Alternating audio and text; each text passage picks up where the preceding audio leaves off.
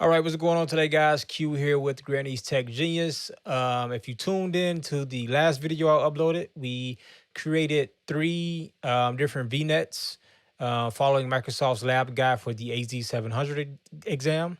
In this video today, we're going to be using that same lab guide. We will be creating private zones, and we're going to register the VNets that we created in the last video to those private DNS zones, and we are going to enable auto registration.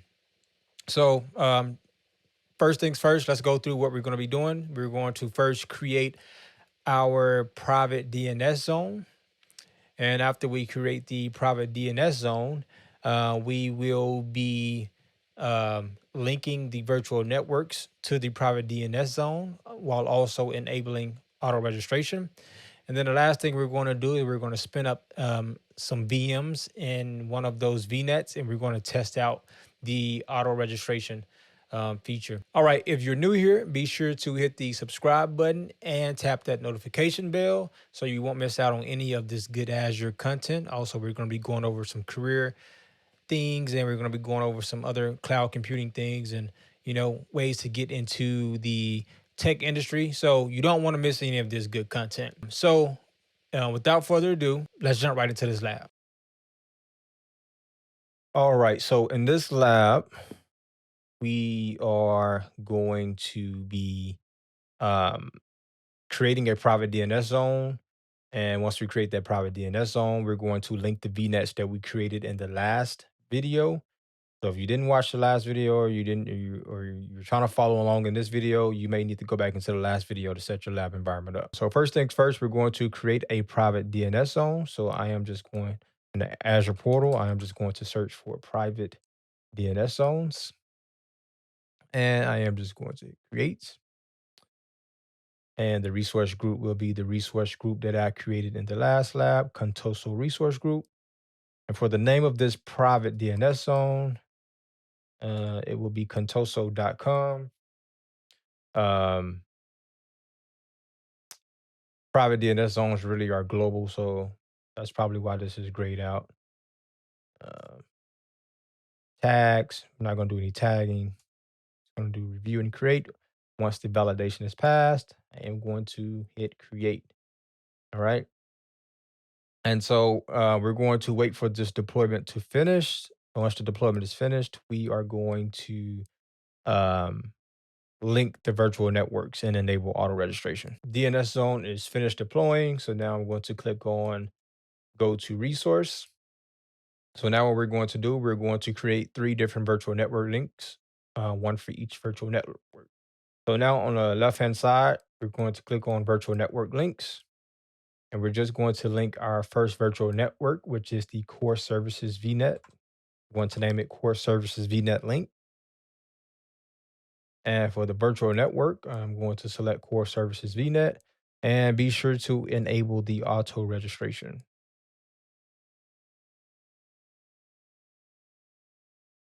All right. And I am going to do the same for the remaining two virtual networks. So now I'm going to do the manufacturing VNet link, and I'm going to click on the manufacturing VNet, and I'm going to be sure to enable auto registration. And I'm going to do that for the last VNet, which is the research VNet link. And I'm going to be sure to click the research VNet and be sure to enable auto registration. All right. And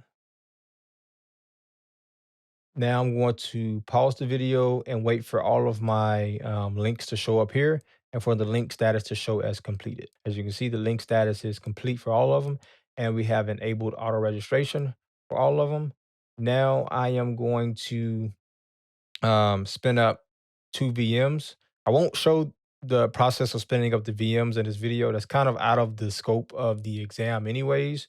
But if you are following along with the lab, from the Microsoft Learn documentation, they provide you with all the JSON templates and the ARM templates to spin up these VMs. So I'm going to get the VMs stood up, and then I will return when it's time to do the verifications. All right, now that I have both VMs up, I just want to verify that they actually did auto register. So I'm going to go back into my private DNS zones, and as you can see, they did auto register. Under the side here where it says auto registered in this column, it says true. So now what we're going to do is we're going to test and see if using the DNS name of the VMs, if I can, like I'm going to log into test VM1 and I'm going to try to do a DNS lookup for test VM2, and I'm going to do the same for test VM2, do an NS lookup for test VM1. So now let me go back to my virtual machines, and I'm just going to go ahead and remote into both of these machines here, download the files for them. I'm going to remote into this guy to